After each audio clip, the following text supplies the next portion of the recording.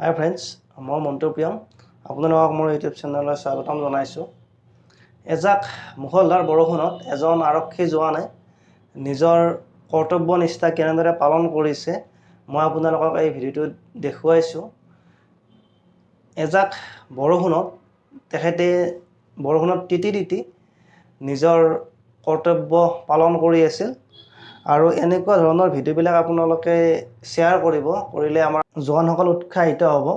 লগতে সমাজত কিবা বেয়া কাম দেখিলে মানুহে সেইবোৰ অতি সোনকালে শ্বেয়াৰ কৰি দিয়ে, কিন্তু ভাল কামবিলাক কোনোদিনে শ্বেয়াৰ নকৰে বা শ্বেয়াৰ কৰে, নকৰে বুলি মই নকওঁ, কিন্তু শ্বেয়াৰ কম কৰে। গতিকে ভাল কামবিলাকো আপোনালোকে শ্বেয়াৰ কৰিব, তেতিয়া আমাৰ জোৱানবিলাকে কাম কৰি ভাল পাব বা তেওঁলোকে উৎসাহিত হ'ব।